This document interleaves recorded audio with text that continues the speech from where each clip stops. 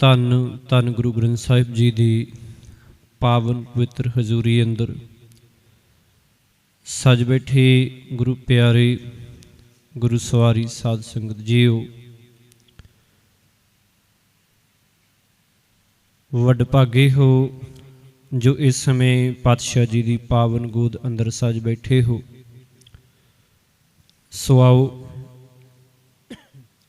ਜੁੜਨਾ ਕਰੀਏ। ਅੱਜ ਦੀ ਪਾਵਨ ਵਿਚਾਰ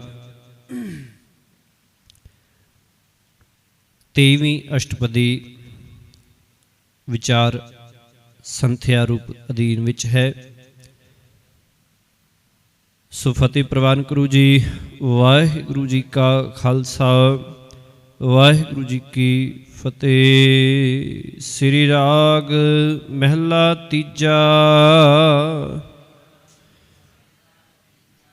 ਸਹਿਜੇ ਨੋ ਸਭ ਲੋਚਦੀ, ਬਿਨ ਗੁਰ ਪਾਇਆ ਨਾ ਜਾਏ।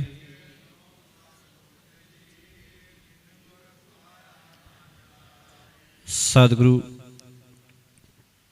ਧੰਨ ਗੁਰੂ ਅਮਰਦਾਸ ਪਾਤਸ਼ਾਹ ਜੀ ਰਹਿਮਤ ਕਰ ਰਹੇ ਨੇ ਕਿ ਸਹਿਜੇ ਨੂੰ ਸਭ ਲੋਚਦੇ, ਸਭ ਤੋਂ ਭਾਵ ਸਾਰੀ ਸ੍ਰਿਸ਼ਟੀ, ਸਾਰੀ ਕੁਦਰਤ ਹੈ, ਸਾਰੇ ਜੀਵ ਨੇ ਜਿਹੜੇ ਕਿ ਸਾਰੀ ਸ੍ਰਿਸ਼ਟੀ ਮਨ ਦੀ ਸ਼ਾਂਤੀ ਲਈ ਤਰਸਦੀ ਹੈ, ਲੋਚਦੀ ਹੈ ਕਿ ਸਾਨੂੰ ਮਨ ਦੀ ਸ਼ਾਂਤੀ ਮਿਲ ਜਾਏ, ਸਾਡਾ ਮਨ ਟਿਕ ਜਾਏ, ਅਸੀਂ ਸੁਖੀ ਹੋ ਜਾਈਏ। ਪਰ ਪਾਤਸ਼ਾਹ ਜੀ ਆਖਦੇ ਨੇ ਗੁਰ ਬਿਨ ਗੁਰ ਪਾਇਆ ਨਾ ਜਾਏ। ਪਰ ਗੁਰੂ ਦੀ ਸ਼ਰਨ ਤੋਂ ਬਿਨਾਂ ਇਹ ਸਹਿਜ ਅਵਸਥਾ ਨਹੀਂ ਮਿਲਦੀ ਹੈ, ਇਸ ਦੀ ਪ੍ਰਾਪਤੀ ਨਹੀਂ ਹੁੰਦੀ ਹੈ। ਪੜ ਪੜ ਪੰਡਿਤ ਜੋਤ ਕੀ ਥਕੇ, ਭੇਖੀ ਭਰਮ ਭੁਲਾਏ।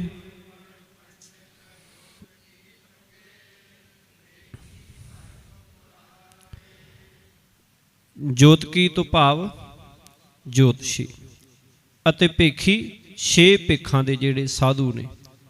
ਜਿਵੇਂ ਆਪਾਂ ਕੱਲ ਵੀ ਵਿਚਾਰ ਕੀਤੀ ਸੀ ਭੇਖਾਂ ਦੇ ਬਾਰੇ ਕਿ 6 ਵੱਖ-ਵੱਖ ਤਰ੍ਹਾਂ ਦੇ ਜਿਹੜੇ ਭੇਖੀ ਆਦ ਮੰਨੇ ਜਾਂਦੇ ਨੇ। ਸਤਿਗੁਰੂ ਜੀ ਆਖਣ ਲੱਗੇ ਕਿ ਪੜ ਪੜ ਪੰਡਿਤ ਜੋਤ ਕੀ ਥਕੇ, ਕਿ ਪੰਡਿਤ ਤੇ ਜੋਤਸ਼ੀ ਸ਼ਾਸਤਰ ਆਦਿਕ ਧਰਮ ਪੁਸਤਕਾਂ ਪੜ ਪੜ ਕੇ ਥੱਕ ਗਏ, ਪਰ ਸਹਿਜ ਅਵਸਥਾ ਪ੍ਰਾਪਤ ਨਾ ਕਰ ਸਕੇ, ਕਿ ਅੰਦਰ ਦੀ ਸ਼ਾਂਤੀ ਉਹ ਪ੍ਰਾਪਤ ਨਹੀਂ ਕਰ ਸਕੇ। ਉਹ ਕੋਈ ਵੀ ਹੋਵੇ ਦੁਨੀਆ ਦੇ ਅੰਦਰ, ਇੱਥੇ ਇਹ ਨਹੀਂ ਸਮਝ ਲੈਣਾ ਕਿ ਇਕੱਲੇ ਪੰਡਤਾਂ ਤੇ ਜੋਤਕੀਆਂ ਨੂੰ ਆਖਿਆ ਗਿਆ ਜਾਂ ਉਹ ਸਾਧੂਆਂ ਨੂੰ ਆਖਿਆ ਗਿਆ। ਕੋਈ ਵੀ ਮਨੁੱਖ ਦੁਨੀਆ ਦੇ ਅੰਦਰ ਜਿਹੜਾ ਰਹਿੰਦਾ ਹੈ, ਉਹ ਜੇਕਰ ਸਿਰਫ ਤੇ ਸਿਰਫ ਧਰਮ ਪੁਸਤਕਾਂ ਨੂੰ ਪੜ੍ਹਦਾ ਹੀ ਹੈ, ਉਹਨੂੰ ਜੀਵਨ ਵਿੱਚ ਨਹੀਂ ਵਸਾਉਂਦਾ, ਤੇ ਉਹਦੇ ਨਾਲ ਅੰਦਰ ਦਾ ਸੁੱਖ ਆਤਮਿਕ ਸ਼ਾਂਤੀ ਪ੍ਰਾਪਤ ਨਹੀਂ ਹੁੰਦੀ। ਭੇਖੀ ਭਰਮ ਭੁਲਾਏ, 6 ਭੇਖਾਂ ਦੇ ਸਾਧੂ ਹੀ ਭਟਕ ਭਟਕ ਕੁਰਾਹੇ ਹੀ ਪਏ ਰਹੇ, ਉਹ ਵੀ ਸਹਿਜ ਅਵਸਥਾ ਨਾ ਲੱਭ ਸਕੇ ਕਿ ਉਹ ਕਦੋਂ ਆਪਣੇ ਅੰਦਰ ਕਿਵੇਂ, ਕਦੋਂ ਤੇ ਕਿਵੇਂ ਟਿਕ ਸਕਣ। ਗੁਰ ਭੇਟੇ ਸਹਿਜ ਪਾਇਆ, ਆਪਣੀ ਕਿਰਪਾ ਕਰੇ ਰਜ਼ਾਏ।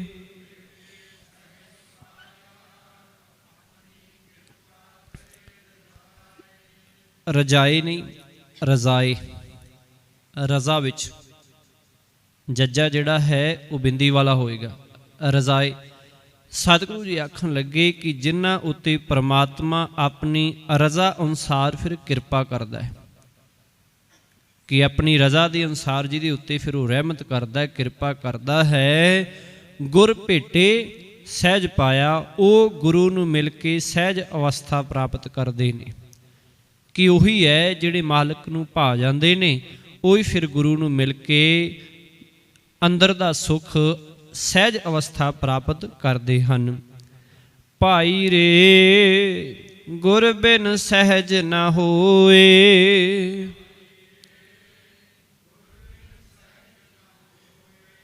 ਸਤਿਗੁਰੂ ਪਾਤਸ਼ਾਹ ਜੀ ਆਖਣ ਲੱਗੇ, ਹੇ ਭਾਈ, ਗੁਰੂ ਦੀ ਸ਼ਰਨ ਤੋਂ ਬਿਨਾਂ ਮਨੁੱਖ ਦੇ ਅੰਦਰ ਆਤਮਿਕ ਅਡੋਲਤਾ ਪੈਦਾ ਨਹੀਂ ਹੁੰਦੀ। ਭਾਈ ਰੇ ਗੁਰ ਬਿਨ ਸਹਿਜ ਨਾ ਹੋਏ। ਗੁਰੂ ਤੋਂ ਬਿਨਾਂ ਹੈ ਅੰਦਰ ਦੀ ਆਤਮਿਕ ਅਡੋਲਤਾ ਹੈ ਜਿਹੜੀ ਉਹ ਪੈਦਾ ਨਹੀਂ ਹੁੰਦੀ। ਸ਼ਬਦੈ ਹੀ ਤੇ ਸਹਿਜ ਉਪਜੈ, ਹਰ ਪਾਇਆ ਸਚ ਸੋਏ ਰਹਾਉ।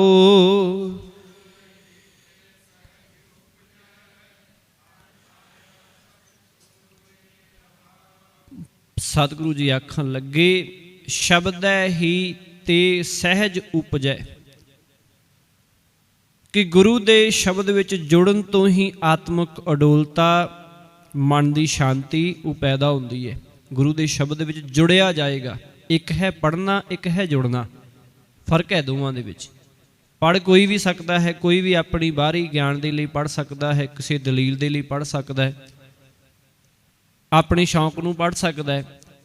ਪਰ ਇੱਕ ਉਹ ਹੈ ਜਿਹੜਾ ਜੁੜਦਾ, ਕਿ ਜੋ ਗੁਰੂ ਸਾਹਿਬ ਨੇ ਜਾਂ ਗੁਰੂ ਪਾਤਸ਼ਾਹ ਜੀ ਰਹਿਮਤ ਕਰ ਰਹੇ ਨੇ ਉਹਦੇ ਵਿੱਚ ਜੁੜ ਜਾਣਾ, ਇੱਕਮਿਕ ਹੋ ਜਾਣਾ, ਕਿ ਜਿਵੇਂ ਹੈ ਤਿਉਂ ਹੀ ਜੀਵਨ ਜਿਉਣਾ।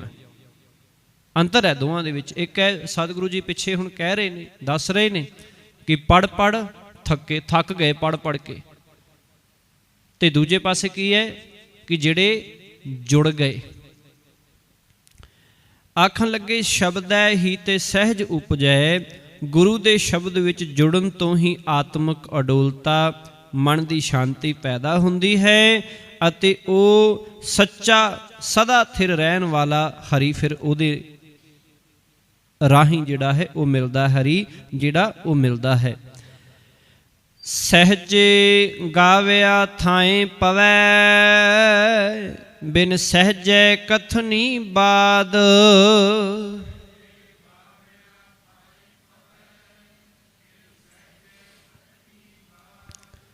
ਸਤਿਗੁਰੂ ਜੀ ਆਖਣ ਲੱਗੇ ਸਹਿਜੇ ਗਾਵਿਆ ਥਾਏ ਪਵੈ, ਕਿ ਪਰਮਾਤਮਾ ਦੇ ਗੁਣਾਂ ਦਾ ਕੀਰਤਨ ਕਰਨਾ ਵੀ ਉਦੋਂ ਹੀ ਪ੍ਰਵਾਨ ਹੁੰਦਾ ਹੈ ਜੇ ਆਤਮਿਕ ਅਡੋਲਤਾ ਵਿੱਚ ਟਿਕ ਕੇ ਕੀਤਾ ਜਾਏ।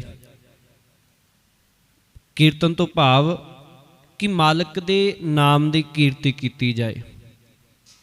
ਆਪਾਂ ਪਹਿਲਾਂ ਵੀ ਵਿਚਾਰ ਕਰ ਚੁੱਕੇ ਹਾਂ, ਕੀਰਤਨ ਦਾ ਅਰਥ ਇਕੱਲਾ ਹਾਰਮੋਨੀਅਮ ਜਾਂ ਸਾਜ਼ਾਂ ਦੇ ਨਾਲ ਜਿਹੜਾ ਹੈ ਬਾਣੀ ਪੜ੍ਹਨ ਦਾ ਨਹੀਂ ਹੈ। ਇਕੱਲਾ ਭਾਵ ਉਹ ਨਹੀਂ ਹੈ, ਸਮੁੱਚਾ ਭਾਵ ਇਹ ਹੈ ਕਿ ਕੀਰਤੀ ਕਰਨੀ, ਭਾਵ ਵਡਿਆਈ ਕਰਨੀ ਕਿਸੇ ਵੀ ਤਰੀਕੇ ਦੇ ਨਾਲ, ਭਾਵੇਂ ਆਪ ਬਾਣੀ ਪੜ੍ਹ ਕੇ ਵਿਚਾਰਨੀ ਜਾਂ ਬਾਣੀ ਦੀ ਵਿਚਾਰ ਸੁਣਨੀ, ਕਥਾ ਕਰਨੀ ਸੁਣਨੀ, ਕੀਰਤਨ ਖੁਦ ਕਰਨਾ ਸੁਣਨਾ, ਅਤੇ ਕਿਸੇ ਵੀ ਤਰੀਕੇ ਦੇ ਨਾਲ ਮਾਲਕ ਦੀ ਸਿਫਤ ਸਲਾਹ ਦੇ ਨਾਲ ਜੁੜਨਾ, ਕਿਸੇ ਵੀ ਤਰੀਕੇ ਦੇ ਨਾਲ ਉਹ ਕੀ ਹੈ ਕੀਰਤਨ। ਉਹਨੂੰ ਕੀਰਤੀ ਆਖਿਆ ਜਾਂਦਾ ਹੈ, ਮਾਲਕ ਦੀ ਕੀਰਤੀ ਕਰਨੀ। ਸਤਿਗੁਰੂ ਜੀ ਆਖਣ ਲੱਗੇ ਇਹ ਪ੍ਰਮਾਤਮਾ ਦੇ ਗੁਣਾਂ ਦੀ ਕੀਰਤੀ, ਕੀਰਤਨ ਹੈ ਜਿਹੜਾ ਗਾਵਿਆ ਹੈ ਜਿਹੜਾ, ਉਹ ਉਦੋਂ ਹੀ ਥਾਂ ਪੈਂਦਾ ਹੈ ਜਦੋਂ ਜੇ ਆਤਮਿਕ ਅਡੋਲਤਾ ਵਿੱਚ ਟਿਕ ਕੇ ਕੀਤਾ ਜਾਏ, ਭਾਵ ਮਨ ਨੂੰ ਰੋਕ ਕੇ ਕੀਤਾ ਜਾਏ, ਕਿ ਜੇ ਤਨ ਇੱਥੇ ਹੈ ਤੇ ਮਨ ਵੀ ਇੱਥੇ ਹੋਣਾ ਚਾਹੀਦਾ, ਇੱਕਮਿਕ ਹੋ ਕੇ ਸ਼ਰਧਾ ਧਾਰ ਕੇ ਕੀਤਾ ਜਾਏ ਤਾਂ ਹੀ ਇਹ ਪ੍ਰਵਾਨ ਹੈ। ਆਤਮਿਕ ਅਡੋਲਤਾ ਤੋਂ ਬਿਨਾਂ ਧਾਰਮਿਕ ਗੱਲਾਂ ਦਾ ਕਹਿਣਾ ਫਿਰ ਵਿਅਰਥ ਹੀ ਜਾਂਦਾ ਹੈ, ਕਿ ਬਿਨ ਸਹਿਜੈ ਕਥਨੀ ਬਾਦ, ਕਿ ਕੋਈ ਜਿੰਨਾ ਮਰਜ਼ੀ ਕਹੀ ਜਾਏ, ਜਿੰਨਾ ਕੋਈ ਮਰਜ਼ੀ ਸੁਣੀ ਜਾਏ, ਜੇ ਅਡੋਲਤਾ ਨਹੀਂ ਹੈ, ਮਨ ਟਿਕਿਆ ਨਹੀਂ ਹੋਇਆ, ਤੇ ਫਿਰ ਸਾਰਾ ਕੁਝ ਇਹ ਵਿਅਰਥ ਹੀ ਹੈ। ਕਿ ਆਪਾਂ ਹੀ ਸਾਰੇ ਇੱਥੇ ਜਿਵੇਂ ਸੱਜ ਬੈਠੇ ਹਾਂ, ਜੇ ਸਾਡਾ ਮਨ ਇੱਥੇ ਨਹੀਂ ਹੈ ਫਿਰ ਸਾਡੇ ਉੱਤੋਂ ਸਾਰਾ ਕੁਝ ਲੱਗਦਾ ਜਾ ਰਿਹਾ ਹੈ, ਭਾਵੇਂ ਕੋਈ ਬੋਲ ਰਿਹਾ, ਭਾਵੇਂ ਕੋਈ ਸੁਣ ਰਿਹਾ, ਉੱਤੋਂ ਦੀ ਜਾਏਗਾ, ਉਹਦੇ ਨਾਲ ਮਨ ਤੇ ਕੋਈ ਅਸਰ ਨਹੀਂ ਪੈਣਾ, ਕਿਉਂਕਿ ਮਨ ਤੇ ਹੈ ਹੀ ਨਹੀਂ ਇੱਥੇ, ਤਨ ਹੈ ਇਕੱਲਾ। ਪਰ ਜੇ ਟਿਕ ਕੇ ਸ਼ਰਧਾ ਧਾਰ ਕੇ ਸੁਣਿਆ ਜਾਏ ਇੱਕ ਇੱਕ ਵਚਨ ਨੂੰ, ਤੇ ਕੀ ਹੈ ਉਹ ਹੈ ਪ੍ਰਵਾਨਗੀ। ਪਰ ਟਿਕਣ ਤੋਂ ਬਿਨਾਂ ਜਿਹੜਾ ਹੈ ਕੋਈ ਵੀ ਸੇਵਾ ਧਾਰਮਿਕ ਕਰਮ ਕੀਤਾ ਉਹ ਪ੍ਰਵਾਨ ਨਹੀਂ ਹੁੰਦਾ ਹੈ। ਸਹਿਜੇ ਹੀ ਭਗਤ ਉਪਜੈ, ਸਹਿਜ ਪਿਆਰ ਬੈਰਾਗ।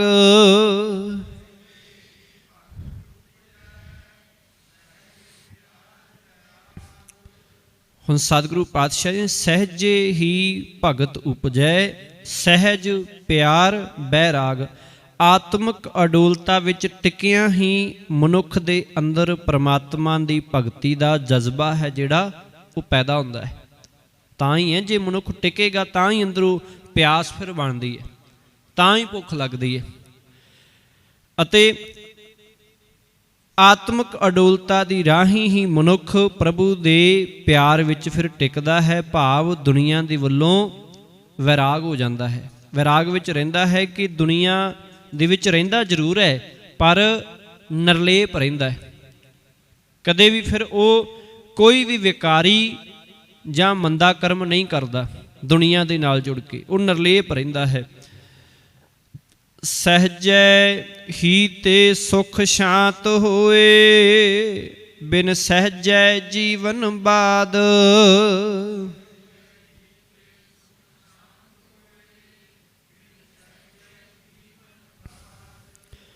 ਹੁਣ ਇਸ ਪੰਕਤੀ ਦੇ ਅਰਥ ਉਹ ਆਪ ਹੀ ਕਰੋਗੇ। ਕੀ ਅਰਥ ਹੋਣਗੇ? ਆਪਾਂ ਸਾਰੀਆਂ ਸਹਿਜ ਦੀਆਂ ਪੰਕਤੀਆਂ ਦੀ ਵਿਆਖਿਆ ਜਿਹੜੀ ਕੀਤੀ ਹੈ। ਸਹਿਜੈ ਹੀ ਤੇ ਸੁਖ ਸ਼ਾਂਤ ਹੋਏ, ਕੀ ਅਰਥ ਹੋਏਗਾ?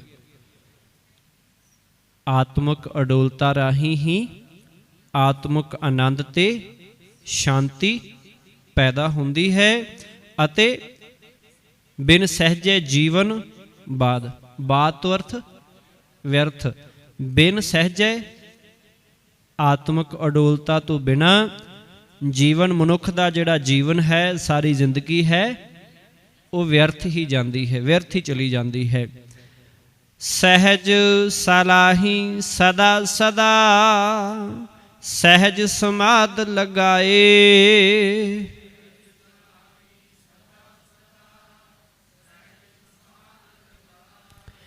ਪਾਤਸ਼ਾਹ ਜੀ ਆਖਣ ਲੱਗੇ, ਜੇ ਕਿ ਸਹਿਜ ਸਲਾਹੀ ਸਦਾ ਸਦਾ, ਤੂੰ ਆਤਮਿਕ ਅਡੋਲਤਾ ਵਿੱਚ ਟਿਕ ਕੇ, ਆਤਮਿਕ ਅਡੋਲਤਾ ਵਿੱਚ ਸਮਾਧੀ ਲਾ ਕੇ ਹੀ ਪਰਮਾਤਮਾ ਦੀ ਸਿਫਤ ਸਲਾਹ ਕਰਦਾ ਰਹੀਂ, ਕਿ ਟਿਕਿਆ ਰਹੀ। ਇਸੇ ਤਰ੍ਹਾਂ ਸਮਾਧੀ ਲਾਉਣਾ ਭਾਵ ਟਿਕੇ ਰਹਿਣਾ, ਜੁੜੇ ਰਹਿਣਾ। ਕਿਉਂਕਿ ਪੁਰਾਣੇ ਸਮੇਂ ਦੇ ਵਿੱਚ ਉਹ ਕਈ ਵਾਰ ਸਾਨੂੰ ਲੱਗਦਾ ਹੈ ਕਿ ਸਮਾਧੀ ਦੇ ਅਰਥ ਪਤਾ ਨਹੀਂ ਕਿੱਦਾਂ ਦੇ ਹੋਣਗੇ, ਕਿਉਂਕਿ ਪੁਰਾਣੇ ਸਮੇਂ ਦੇ ਵਿੱਚ ਲੋਕ ਬੈਠਦੇ ਸਨ, ਇੱਕੋ ਤਰ੍ਹਾਂ ਦੇ ਨਾਲ ਬੈਠੇ ਰਹਿਣਾ, ਕੋਈ ਕਈ ਘੰਟੇ, ਕਈ ਦਿਨ, ਕਈ ਮਹੀਨਿਆਂ ਤੱਕ ਵੀ ਜਿਹੜੇ ਨੇ ਉਹ ਬੈਠਦੇ ਸਨ ਕਿ ਅਸੀਂ ਆਪਣੇ ਆਪ ਨੂੰ ਸਾਧ ਲਿਆ। ਤੇ ਸਮਾਧੀ ਦੇ ਅਰਥ ਕੀ ਹੋ ਗਏ? ਕਿ ਸ਼ਾਇਦ ਬੈਠ ਕੇ ਸਾਰਾ ਕੁਝ। ਸਮਾਧੀ ਦਾ ਅਰਥ ਹੈ ਆਪਣੇ ਮਨ ਦੀ ਸਮਾਧੀ ਲਾ ਲੈਣੀ, ਕਿ ਜੋੜ ਲੈਣਾ ਪੱਕੇ ਤੌਰ ਤੇ ਮਾਲਕ ਦੀ ਯਾਦ ਵਿੱਚ, ਕਿ ਇੱਥੋਂ ਨਹੀਂ ਜਾਣਾ ਕਿਸੇ ਪਾਸੇ। ਇਹੀ ਤੇਰੀ ਸਮਾਧੀ ਹੈ, ਇਹੀ ਜੀਵਨ ਹੈ। ਗੁਰੂ ਦੇ ਸ਼ਬਦ ਵਿੱਚ ਜੁੜਨਾ ਹੀ ਸਮਾਧੀ ਹੈ। ਕਿ ਫਿਰ ਆਪਾਂ ਸ਼ਬਦ ਗੁਰੂ ਰਾਮਦਾਸ ਪਾਤਸ਼ਾਹ ਜੀ ਦਾ, ਆਖਾਂ ਜੀਵਾਂ ਵਿਸਰੈ ਮਰ ਜਾਓ ਸੰਧਿਆ ਵੇਲੇ ਹਰ, ਕਿ ਜੇ ਜੀਵਨ ਜਿਉਣਾ ਹੈ ਤੇ ਫਿਰ ਸਮਾਧੀ ਮਨ ਦੀ ਲਾਉਣੀ ਪਏਗੀ ਗੁਰੂ ਦੇ ਸ਼ਬਦ ਵਿੱਚ, ਫਿਰ ਜੀਵਨ ਹੈ। ਤੇ ਜੇ ਉਹ ਸਮਾਧੀ ਟੁੱਟਦੀ ਹੈ, ਭਾਵ ਗੁਰੂ ਦਾ ਸ਼ਬਦ ਭੁੱਲਦਾ ਹੈ, ਤੇ ਸਾਡੀ ਆਤਮਿਕ ਮੌਤ ਉਸੇ ਵੇਲੇ ਹੁੰਦੀ ਹੈ। ਇਸੇ ਕਰਕੇ ਪਾਤਸ਼ਾਹ ਆਖਦੇ ਹਨ ਕਿ ਸਦਾ ਹੀ ਕਰਦਾ ਰਹੀ। ਸਹਿਜੇ ਹੀ ਗੁਣ ਉਚਰੈ, ਭਗਤ ਕਰੇ ਲਿਵ ਲਾਏ।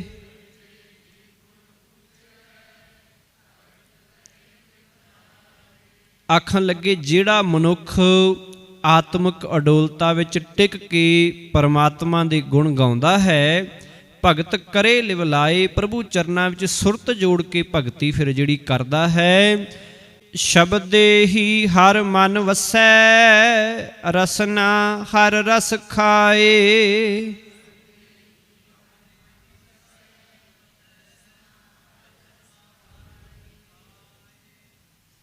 ਸਾਰੇ ਬਰਾਬਰ ਬੋਲਿਆ ਕਰੋ ਭਾਈ। ਰਸਨਾ ਤੋਂ ਭਾਵ ਜੀਵ। ਪਾਤਸ਼ਾਹ ਜੀ ਆਖਣ ਲੱਗੇ, ਸ਼ਬਦੇ ਹੀ ਹਰ ਮਨ ਵਸੈ, ਕਿ ਗੁਰੂ ਦੇ ਸ਼ਬਦ ਦੀ ਬਰਕਤ ਨਾਲ ਹੀ ਉਸ ਦੇ ਮਨ ਵਿੱਚ ਫਿਰ ਪਰਮਾਤਮਾ ਮਾਲਕ ਆ ਵਸਦਾ ਹੈ। ਪਿਛਲੇ ਦੋ ਪੰਕਤੀਆਂ ਦੀ ਵਿਚਾਰ ਸਤਿਗੁਰੂ ਜੀ ਉੱਤਰ ਜਿਹੜਾ ਇੱਥੇ ਦੇ ਰਹੇ ਨੇ ਕਿ ਜਿਵੇਂ ਆਤਮਿਕ ਅਡੋਲਤਾ ਵਿੱਚ ਟਿਕਿਆ ਰਹਿ, ਸਮਾਧੀ ਲਾਈ ਰੱਖ, ਅਤੇ ਇੱਥੇ ਕਹਿ ਰਹੇ ਨੇ ਗੁਰੂ ਦੀ ਸ਼ਬਦ ਦੀ ਬਰਕਤ ਦੇ ਨਾਲ ਫਿਰ ਉਸ ਦੇ ਮਨ ਵਿੱਚ ਮਾਲਕ ਜਿਹੜਾ ਹੈ ਹਰ ਮਨ ਵਸੈ ਆ ਵਸਦਾ ਹੈ। ਰਸਨਾ ਹਰ ਰਸ ਖਾਏ, ਉਸ ਦੀ ਜੀਭ ਪ੍ਰਮਾਤਮਾ ਦੇ ਨਾਮ ਦਾ ਸਵਾਦ ਫਿਰ ਸਦਾ ਹੀ ਚੱਖਦੀ ਰਹਿੰਦੀ ਹੈ। ਕਦੇ ਵੀ ਮੂੰਹ ਤੋਂ ਮਾੜਾ ਬਚਨ ਨਹੀਂ ਨਿਕਲਦਾ ਉਹਦੇ। ਫਿਰ ਹਮੇਸ਼ਾ ਹੀ ਉਹ ਜੇ ਕੋਈ ਬੁਰਾ ਵੀ ਕਰੇਗਾ ਨਾ, ਉਹਦਾ ਵੀ ਆਖੇਗਾ ਕਿ ਮਾਲਕ ਤੇਰਾ ਭਲਾ ਕਰੇ, ਤੂੰ ਚੰਗੇ ਚੰਗੇ ਕਰਮ ਕਰੇ। ਉਹਨੂੰ ਵੀ ਉਹ ਸੀਸ ਦਿੰਦਾ ਜਿਹੜਾ ਮਾਲਕ ਦੇ ਨਾਲ ਜੁੜਿਆ ਹੁੰਦਾ ਹੈ। ਸਹਿਜੇ ਕਾਲ ਵਿਡਾਰਿਆ ਸੱਚ ਸ਼ਰਨਾਈ ਪਾਏ।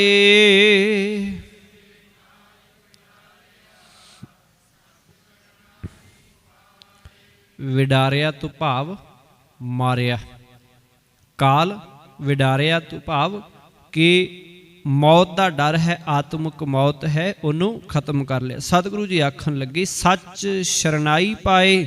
ਸਦਾ ਸਥਿਰ ਰਹਿਣ ਵਾਲੇ ਪ੍ਰਮਾਤਮਾ ਦੀ ਸ਼ਰਨ ਪੈ ਕੇ ਆਤਮਿਕ ਅਡੋਲਤਾ ਵਿੱਚ ਟਿਕ ਕੇ ਜਿਨ੍ਹਾਂ ਨੇ ਆਤਮਿਕ ਮੌਤ ਨੂੰ ਮਾਰ ਲਿਆ ਹੈ, ਭਾਵ ਆਤਮਿਕ ਮੌਤ ਨੂੰ ਖਤਮ ਹੀ ਕਰਤਾ, ਉਹ ਹਮੇਸ਼ਾ ਹੀ ਗੁਰੂ ਦੇ ਸ਼ਬਦ ਵਿੱਚ ਆਪਣੀ ਸੁਰਤ ਜੋੜ ਕੇ ਰੱਖਦੇ ਨੇ, ਹਮੇਸ਼ਾ ਹੀ ਆਤਮਿਕ ਤੌਰ ਤੇ ਜਿਉਂਦੇ ਨੇ, ਜਾਗਦੇ ਨੇ। ਸਹਿਜੇ ਹਰ ਨਾਮ ਮਨ ਵਸਿਆ ਸੱਚੀ ਕਾਰ ਕਮਾਏ।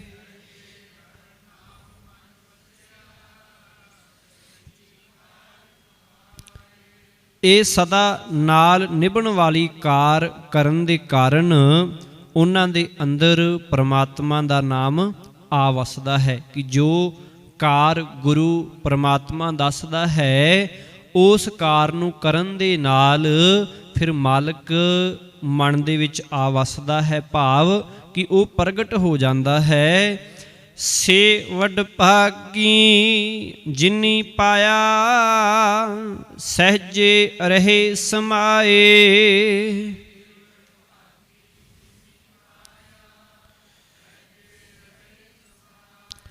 ਸਤਿਗੁਰੂ ਜੀ ਸੇ ਵਡ ਭਾਗੀ ਕਿ ਜਿਨ੍ਹਾਂ ਨੇ ਪ੍ਰਮਾਤਮਾ ਦਾ ਨਾਮ ਫਿਰ ਪ੍ਰਾਪਤ ਕਰ ਲਿਆ ਹੈ।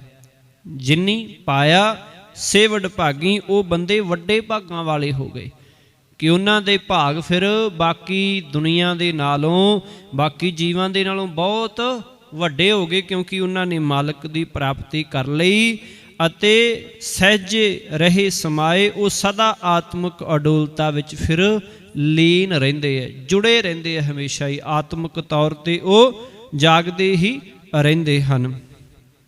ਮਾਇਆ ਵਿੱਚ ਸਹਿਜ ਨਾ ਉਪਜੈ ਮਾਇਆ ਦੂਜੈ ਪਾਏ।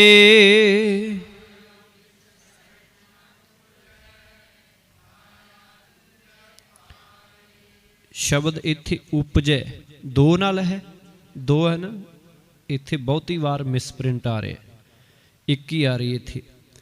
ਖੈਰ ਇਹ ਸਾਰਾ ਉਚਾਰਨ ਆਪਾਂ ਉਪਜੈ ਕਰਨਾ ਹੈ।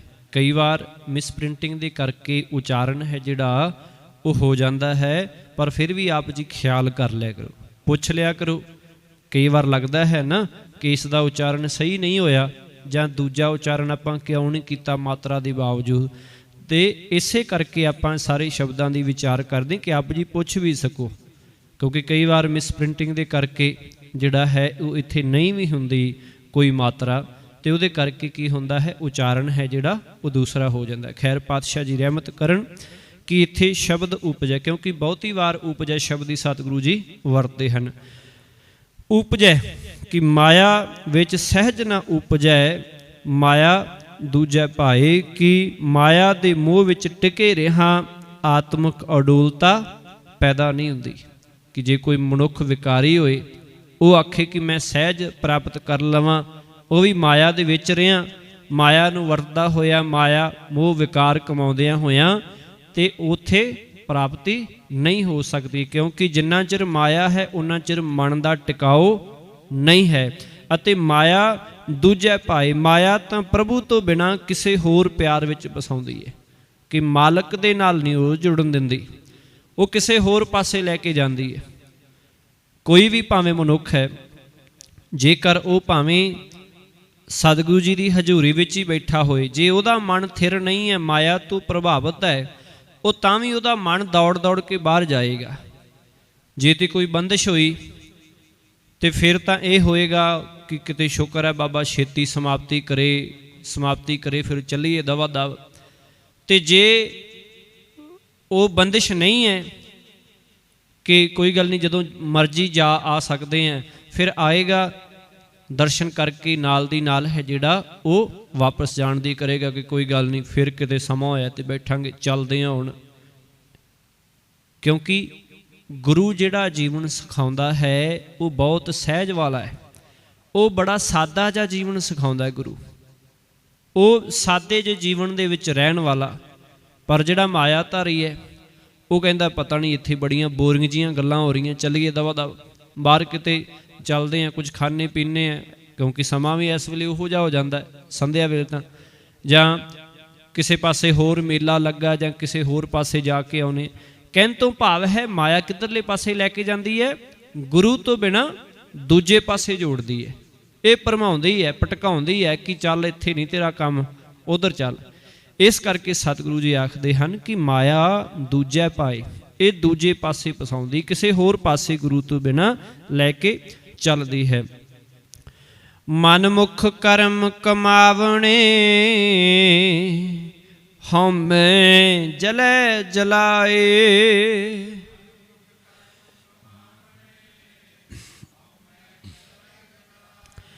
पातशाह जी आखन लगे मनमुख कर्म भाव मनमुखां वाले कर्म, वो कर्म जो अपने मन पिछे तुरन वाले बंदे करते हैं कि अजिहे मनमुखता वाले कर्म कीतिਆਂ मनुख हौमे विच ही सड़दा है अते अपने आप नूं साड़दा है, कि नाले ते आप तंग हुंदा है ते नाले दूसरियां नूं भी अपनी हौमे दे नाल जिहड़ी है वो तंगी करदा है। क्योंकि बहुती वार हुंदा है ना, जिहड़ा मनुख मैं बहुती करदा होए ਉਹਦੇ ਕੋਲ ਵੀ ਖਲੋਣ ਨੂੰ नहीं जे करता कि जे खलोगे तो इन्हें मैं करी जाना, मैं आ कीता मैं आ कीता मैं आ कीता, ऐदा ही करी जाएगा। और बहुती वार कई बार देखा जाता है ना कि शायद आप जो बहुतियां दा एक्सपीरियंस होवे कि जदों कोई बच्चा बच्ची जवान हो जाए ना तो कोई विचोला आ जाए जिहड़ा साग सुख बहुते कराउंदा होए, वो फिर इहो जिहा कोई पिंड नहीं छड्डदा जिथे कहंदा कि हाँ भी मैं उत्थे भी साग कराया, उत्थे भी मेरा ਉਹ फलाने दे घरे भी मैं ही कुड़ी विआही आ, ਉਹਦਾ भी टब्बर मैं विआहिया, ਉਹਦਾ भी मैं कीता, ਉਹਨੇ ਮੈਨੂੰ ਆ ਪਾਇਆ ਉਹਨੇ ਮੈਨੂੰ ਆ ਪਾਇਆ।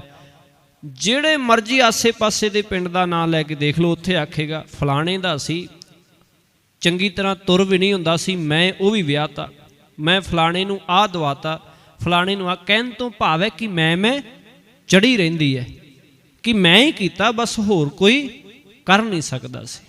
ये आपां एक वैसे जस्ट उदाहरण लई है कि बहुत चंगे भी हुंदे ने, पर की है समाज दे विच इहो जे होर कर्म करन वाले बड़े है कि जे मैं ना हुंदा ते काम हो ही नहीं सकता ही, जे मैं ना फलाने थां ते फोन करदा फलाने बंदे नूं तुहाडा काम कदे होना ही नहीं सी।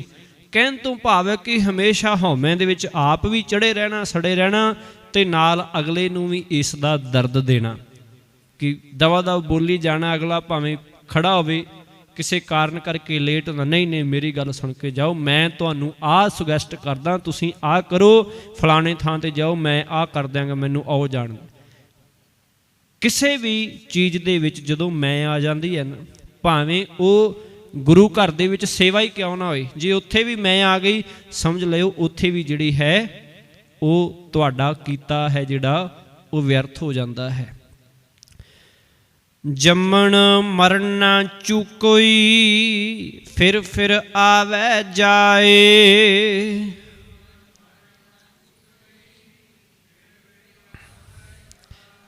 इस तरह जिहड़ा मनमुख बंदा है जिहड़ा इस तरह के हौमे के अधीन कर्म करदा, सतगुरु जी आखन लगे उसका जन्म मरण का गेड़ फिर मुकदा नहीं है। चूकई तो भाव मुकना खत्म होना, कि खत्म नहीं हुंदा मुकदा नहीं, फिर आवे जाए, वो मुड़ मुड़ जमदा अते मरदा रहिंदा है। त्रेह गुणा विच सहज ना पाईऐ, त्रै गुण परम भुलाए।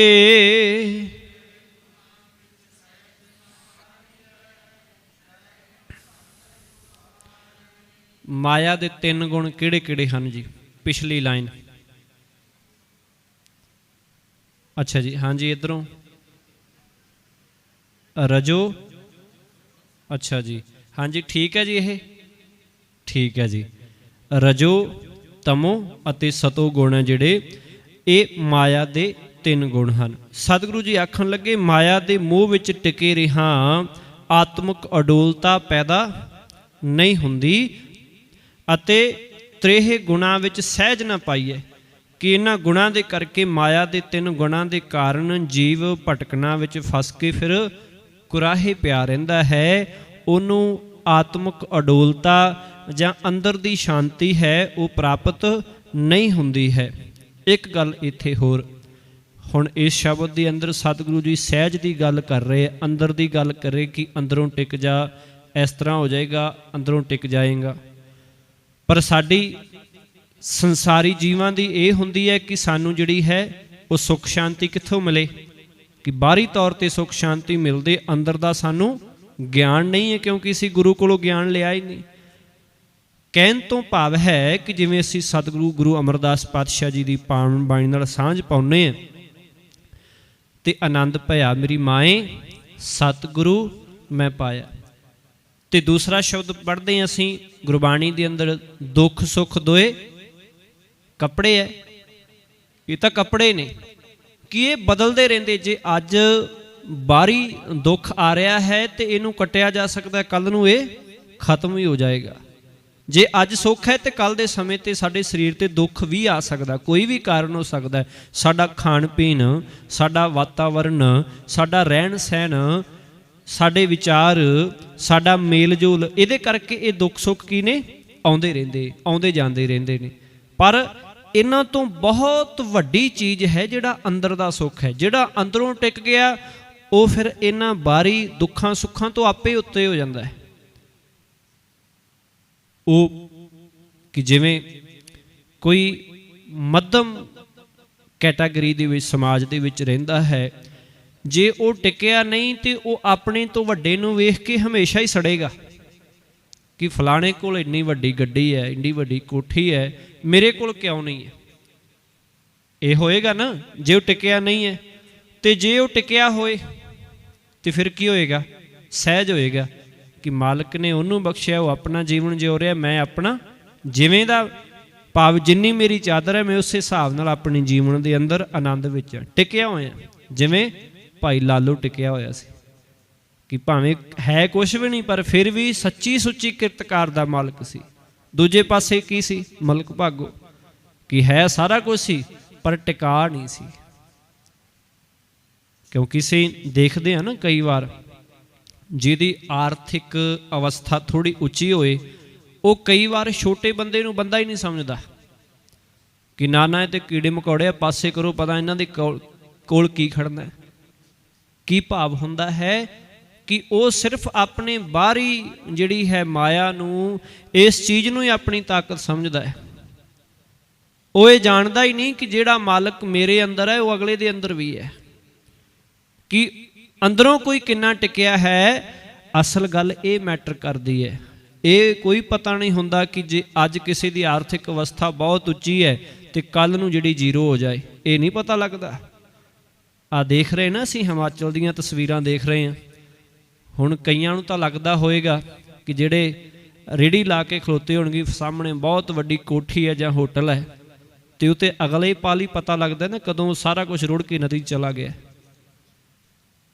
कहण तो भाव है कि जेकर साडे जीवन दे विच स्थिरता है, असीं इंसानियत नूं पछाणदे हां ते वो की है, बड़ा साडा टिका है, साडा सहज है।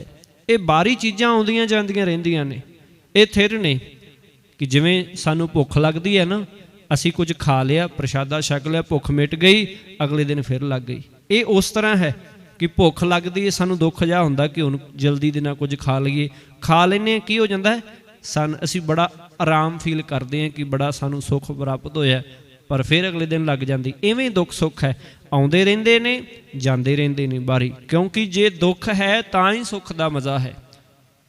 जे सुख आ रहा है तो फिर जिहड़ा उहदे नाल दुख भी जिहड़ा वो आएगा।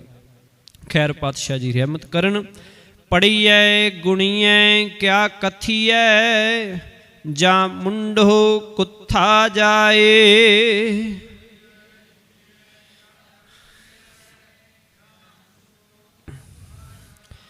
ਸਤਿਗੁਰੂ ਜੀ ਆਖ ਰਹੇ ਹਨ ਕਿ ਜਿਹੜਾ ਕੋਈ ਇਹ ਤਿੰਨਾਂ ਗੁਣਾਂ ਦੇ ਅੰਦਰ ਜੀਵਨ ਜਿਉਂਦਾ ਹੈ, ਫਿਰ ਇਸ ਹਾਲਤ ਵਿੱਚ ਪੜ੍ਹੀਐ ਗੁਣੀਐ ਕਿਆ ਕਥੀਐ, ਧਾਰਮਿਕ ਪੁਸਤਕਾਂ ਪੜ੍ਹਨ ਦਾ, ਵਿਚਾਰਨ ਦਾ ਤੇ ਹੋਰਾਂ ਨੂੰ ਸੁਣਾਉਣ ਦਾ ਕੋਈ ਲਾਭ ਨਹੀਂ ਹੁੰਦਾ ਹੈ। ਭਾਵੇਂ ਕੋਈ ਪੜ੍ਹੀ ਜਾਏ, ਭਾਵੇਂ ਕੋਈ ਕਿਸੇ ਨੂੰ ਸੁਣਾਈ ਜਾਏ, ਇਹਦਾ ਲਾਭ ਫਿਰ ਕੋਈ ਨਹੀਂ ਹੁੰਦਾ, ਕਿਉਂਕਿ ਜੀਵ ਆਪਣੇ ਮੂਲ ਪ੍ਰਭੂ ਤੋਂ ਖੁੰਝ ਕੇ ਗਲਤ ਜੀਵਨ ਰਾਹ ਉੱਤੇ ਤੁਰਦਾ ਹੈ। ਮੁੰਡੋਂ ਕੁੱਥਾ ਜਾਏ, ਖੁੰਝ ਜਾਂਦਾ ਹੈ। ਕੁੱਥਾ ਤੋਂ ਭਾਵ ਆਪਣੇ ਅਸਲ ਰਸਤੇ ਤੋਂ ਖੁੰਝ ਜਾਂਦਾ ਹੈ। ਕੋਈ ਵੀ ਹੋਵੇ ਸੰਸਾਰ ਦੇ ਅੰਦਰ ਕਿ ਗਿਆਨਵਾਨ ਗਿਆਨ ਹਾਸਲ ਕਰਕੇ, ਧਾਰਮਿਕ ਪੁਸਤਕਾਂ ਪੜ੍ਹ ਕੇ ਫਿਰ ਉਹਨੂੰ ਆਪਣੇ ਤਰੀਕੇ ਦੇ ਨਾਲ ਦੁਨੀਆ ਨੂੰ ਸੁਣਾ ਕੇ, ਤੇ ਉਹਨਾਂ ਦੇ ਕੋਲੋਂ ਕਈ ਵਾਰ ਇਹੋ ਜਿਹੇ ਬਹੁਤ ਨੇ ਜਿਹੜੇ ਆਪਣੇ ਤਰੀਕੇ ਦੇ ਨਾਲ ਸੁਣਾ ਕੇ ਉਹਨਾਂ ਦੇ ਕੋਲੋਂ ਬਹੁਤ ਕੁਝ ਹਾਸਲ ਕਰ ਲੈਂਦੇ ਹੈ।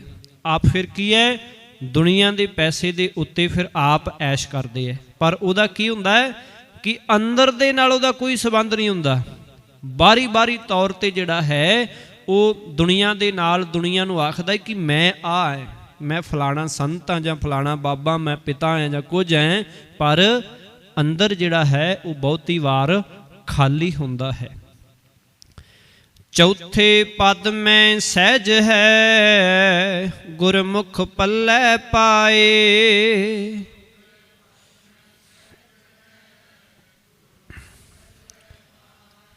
ਹੁਣ ਤਿੰਨ ਗੁਣ ਹੋ ਗਏ ਮਾਇਆ ਦੇ, ਰਜੋ ਤਮੋ ਅਤੇ ਸਤੋ।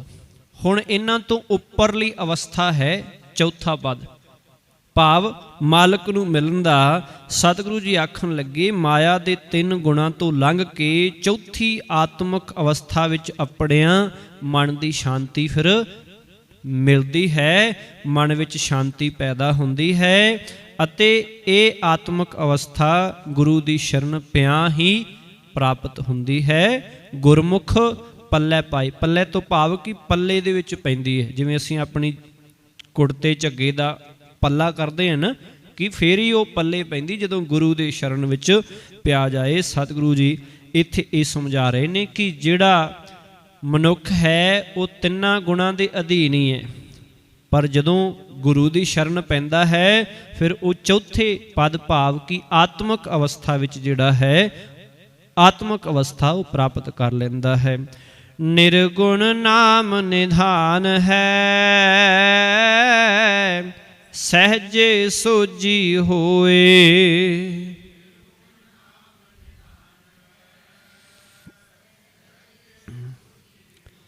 ਨਿਰਗੁਣ ਨਾਮ ਉਸ ਪਰਮਾਤਮਾ ਦਾ ਨਾਮ ਜੋ ਮਾਇਆ ਦੇ ਤਿੰਨ ਗੁਣਾਂ ਤੋਂ ਉੱਤੇ ਹੈ। ਨਿਰਗੁਣ ਨਾਮ ਕਿ ਮਾਇਆ ਦੇ ਤਿੰਨ ਗੁਣਾਂ ਤੋਂ ਉੱਪਰ, ਕਿ ਤਿੰਨ ਗੁਣਾਂ ਤੋਂ ਨਿਰਲੇਪ ਪਰਮਾਤਮਾ ਦਾ ਨਾਮ ਸਭ ਪਦਾਰਥਾਂ ਦਾ ਖਜ਼ਾਨਾ ਹੈ। ਆਤਮਿਕ ਅਡੋਲਤਾ ਵਿੱਚ ਪਹੁੰਚਿਆਂ ਇਹ ਸਮਝ ਪੈ ਜਾਂਦੀ ਹੈ ਕਿ ਜਦੋਂ ਮਾਇਆ ਦੇ ਤਿੰਨ ਗੁਣਾਂ ਤੋਂ ਕੋਈ ਮਨੁੱਖ ਉੱਤੇ ਹੋ ਜਾਂਦਾ ਹੈ ਫਿਰ ਉਹਨੂੰ ਮਾਲਕ ਦੇ ਨਾਮ ਰੂਪ ਖਜ਼ਾਨੇ ਦੀ ਸਮਝ ਉਹ ਪੈ ਜਾਂਦੀ ਹੈ। ਗੁਣਵੰਤੀ ਸਲਾਹਿਆ ਸੱਚੇ ਸੱਚੀ ਸੋਏ।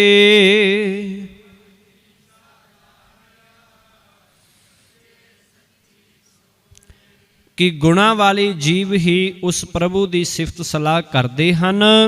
ਜਿਹੜਾ ਮਨੁੱਖ ਸਿਫਤ ਸਲਾਹ ਕਰਦਾ ਹੈ ਉਹ ਸਦਾ ਥਿਰ ਪ੍ਰਭੂ ਦਾ ਰੂਪ ਹੋ ਜਾਂਦਾ ਹੈ।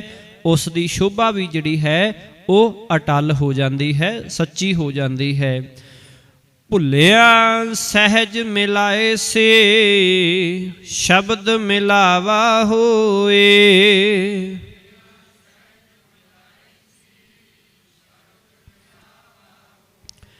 ਕਿ ਉਹ ਮਾਲਕ ਇੰਨਾ ਦਿਆਲ ਹੈ ਕਿ ਉਹ ਸ਼ਰਨ ਆਏ ਕੁਰਾਹੇ ਪਏ ਬੰਦਿਆਂ ਨੂੰ ਆਤਮਿਕ ਅਡੋਲਤਾ ਵਿੱਚ ਜੋੜ ਦਿੰਦਾ ਹੈ, ਜੋੜ ਲੈਂਦਾ ਹੈ। ਕਿ ਕੋਈ ਭੁੱਲਿਆ ਭਟਕਿਆ ਆ ਜਾਏ, ਕੁਰਾਹੇ ਪਿਆ ਜੀਵਨ ਤੋਂ ਆ ਜਾਏ, ਵਿਕਾਰੀ ਜਿੰਨਾ ਮਰਜ਼ੀ ਮਨੁੱਖ ਆ ਜਾਏ, ਸਤਿਗੁਰੂ ਐਸਾ ਹੈ ਕਿ ਕਿਰਪਾ ਕਰਕੇ ਉਹ ਆਤਮਿਕ ਅਡੋਲਤਾ ਵਿੱਚ ਜੋੜ ਦਿੰਦਾ ਹੈ। ਗੁਰੂ ਦੇ ਸ਼ਬਦ ਦੀ ਬਰਕਤ ਨਾਲ ਉਸ ਵਡਭਾਗੀ ਪਰਮਾਤਮਾ ਨਾਲ ਮਿਲਾਪ ਹੋ ਜਾਂਦਾ ਹੈ। ਕਿ ਗੁਰੂ ਬਹੁਤ ਬੇਅੰਤ ਹੈ, ਉਹ ਭਾਵੇਂ ਕੋਈ ਵਿਕਾਰੀ ਆ ਜਾਏ, ਭਾਵੇਂ ਕੋਈ ਗੁਣੀ ਆ ਜਾਏ, ਸਾਰਿਆਂ ਨੂੰ ਹੀ ਉਹ ਸ਼ਬਦ ਦੀ ਦਾਤ ਬਖਸ਼ਿਸ਼ ਕਰਕੇ ਆਪਣੇ ਚਰਨਾਂ ਦੇ ਨਾਲ ਤੇ ਜੀਵਨ ਦਾ ਜਿਹੜਾ ਹੈ ਅਸਲ ਮਾਰਗ ਸਮਝਾਉਂਦਾ ਹੈ। ਬਿਨ ਸਹਿਜੇ ਸਭ ਅੰਧ ਹੈ, ਮਾਇਆ ਮੋਹ ਗੁਬਾਰ।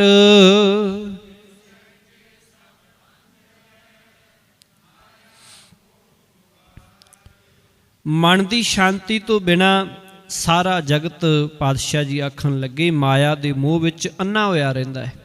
ਸਹਿਜੇ, ਬਿਨ ਸਹਿਜੇ ਸਭ ਅੰਧ ਹੈ, ਭਾਵ ਅੰਤ ਤੋਂ ਭਾਵ ਅੰਨਾ, ਕਿ ਅੰਨਾ ਹੋਇਆ ਰਹਿੰਦਾ ਹੈ। ਮਾਇਆ ਮੋਹ ਗੁਬਾਰ, ਗੁਬਾਰ ਤੋਂ ਭਾਵ ਗੁਬਾਰ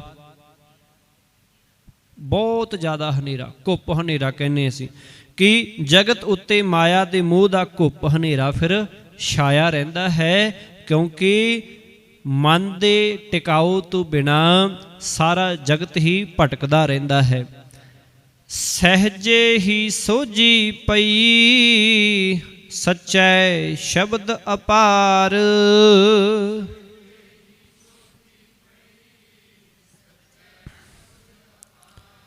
ਸਤਿਗੁਰੂ ਜੀ ਆਖਣ ਲੱਗੇ, ਸੱਚੈ ਸ਼ਬਦ ਅਪਾਰ।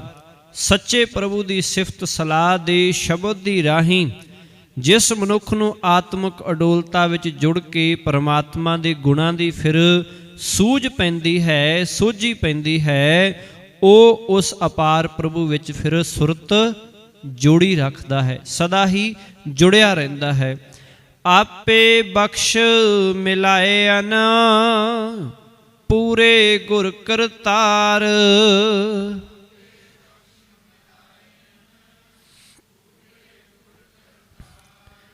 ਅਜਿਹੇ ਭਾਗਾਂ ਵਾਲੇ ਬੰਦਿਆਂ ਨੂੰ ਪੂਰੇ ਗੁਰੂ ਨੇ, ਕਰਤਾਰ ਨੇ ਆਪ ਹੀ ਮਿਹਰ ਕਰਕੇ ਆਪਣੇ ਚਰਨਾਂ ਵਿੱਚ ਮਿਲਾ ਲਿਆ ਹੁੰਦਾ ਹੈ, ਕਿ ਆਪ ਹੀ ਉਹ ਇਹਨਾਂ ਤੇ ਰਹਿਮਤ ਕਰਦਾ ਹੈ ਤੇ ਆਪਣੀ ਚਰਨਾਂ ਦੇ ਵਿੱਚ ਜੋੜਦਾ ਹੈ। ਸਹਿਜੇ ਅਦਿਸ਼ਟ ਪਛਾਣੀਐ, ਨਿਰਭਉ ਜੋਤ ਨਿਰੰਕਾਰ।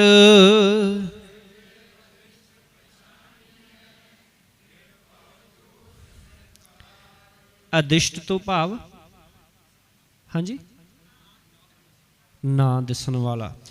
ਪਾਤਸ਼ਾਹ ਜੀ ਆਖਣ ਲੱਗੇ, ਆਤਮਿਕ ਅਡੋਲਤਾ ਵਿੱਚ ਪਹੁੰਚ ਕੇ ਪਰਮਾਤਮਾ ਦੇ ਨਾਲ ਜਿਹੜੀ ਹੈ ਸਾਂਝ ਬਣ ਜਾਂਦੀ। ਪਛਾਣੀਏ, ਅਤੇ ਜੋ ਇਹਨਾਂ ਅੱਖਾਂ ਨਾਲ ਨਹੀਂ ਦਿਸਦਾ, ਜਿਹੜਾ ਅਦਿਸ਼ਟ ਹੈ, ਜਿਸ ਨੂੰ ਕਿਸੇ ਦਾ ਡਰ ਨਹੀਂ ਹੈ, ਜੋ ਨਿਰਭਉ ਹੈ, ਅਤੇ ਜੋਤ ਨਿਰੰਕਾਰ, ਜੋ ਨਿਰਾ ਚਾਨਣ ਹੀ ਚਾਨਣ ਹੈ, ਅਤੇ ਜਿਸ ਦਾ ਕੋਈ ਖਾਸ ਰੂਪ ਦੱਸਿਆ ਨਹੀਂ ਜਾ ਸਕਦਾ ਹੈ। ਸਭਨਾ ਜੀਆਂ ਕਾ ਇੱਕ ਦਾਤਾ, ਜੋਤੇ ਜੋਤ ਮਿਲਾਵਨ ਹਾਰ।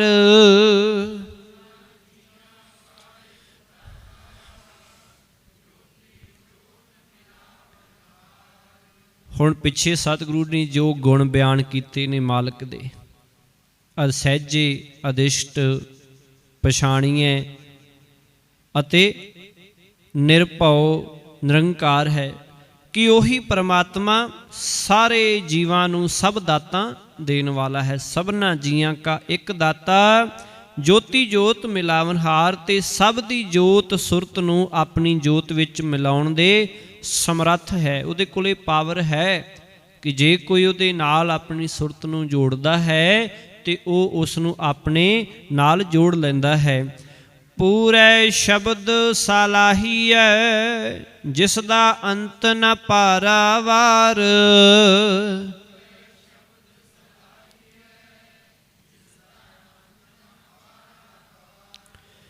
ਪਾਤਸ਼ਾਹ ਜੀ ਆਖਣ ਲੱਗੇ, ਪੂਰਾ ਸ਼ਬਦ ਸਲਾਹੀ ਹੈ, ਪੂਰੇ ਗੁਰੂ ਦੇ ਸ਼ਬਦ ਦੀ ਰਾਹੀਂ ਉਸ ਪਰਮਾਤਮਾ ਦੀ ਸਿਫਤ ਸਲਾਹ ਕਰਨੀ ਚਾਹੀਦੀ ਹੈ, ਜਿਸ ਦਾ ਅੰਤ ਨਾ ਪਾਰਾਵਾਰ, ਜਿਸ ਦੇ ਗੁਣਾਂ ਦਾ ਅੰਤ ਨਹੀਂ ਪਾਇਆ ਜਾ ਸਕਦਾ, ਜਿਸ ਦੇ ਵਡੱਪਣ ਦਾ ਉਰਲਾ ਤੇ ਪਾਰਲਾ ਬੰਨਾ ਹੈ, ਲੱਭਿਆ ਨਹੀਂ ਜਾ ਸਕਦਾ ਹੈ। ਗਿਆਨੀਆਂ ਕਾ ਧਨ ਨਾਮ ਹੈ, ਸਹਿਜ ਕਰੈ ਵਾਪਾਰ।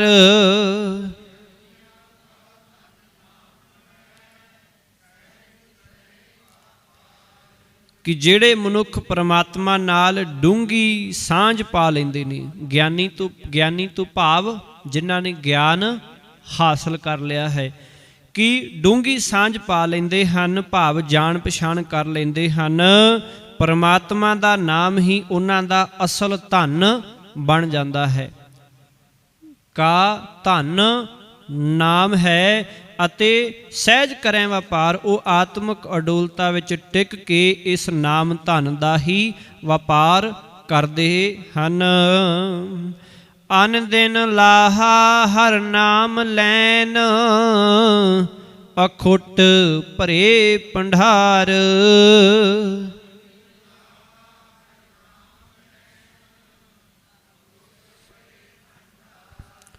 ਅਖੁੱਟ ना खत्म होने वाला, ना मुक्कण वाला, जिहदे विच कदे भी घाट नहीं आ सकती, जिहड़ा भी कदे मुक्कदा नहीं। भंडार तो भाव खजाने। सतगुरु जी आखण लगे कि वो हर वेले परमात्मा दा नाम सिमर के परमात्मा दे दा नाम लाभ ही खटदे हन, अते नाम धन नाल भरे होए उन्हां दे खजाने फिर कदे मुकदे नहीं हन। नानक टोट न आवई, दिए देवन हार।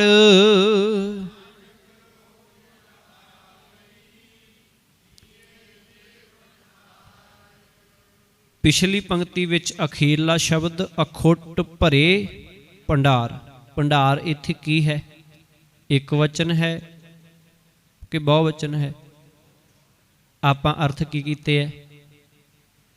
खजाना कीते, खजाने कीते, खजाने। कि जे बहुवचन है तो अर्थ खजाने होणगे, भाव ज़्यादियां दी गल है। सतगुरु जी आख रहे हैं कि हे नानक टोट ना आवई, दिए देवनहार। ये खजाने देवनहार दातार ने आप ही उन्हां नूं दिते हन। इन्हां खजानिਆਂ विच कदे भी फिर टोट नहीं आउंदी है, कदे भी ये मुकदे नहीं, कदे भी घाट जिहड़ी है वो नहीं आउंदी है। सतगुरु जी रहमत करन। अज दी अष्टपदी दे विच 10 पदे हन। ये गुरु अमरदास पातशाह जी दी 6वीं अष्टपदी है। सो ते प्रवान करो। वाहिगुरु जी का खालसा, वाहिगुरु जी की फतेह।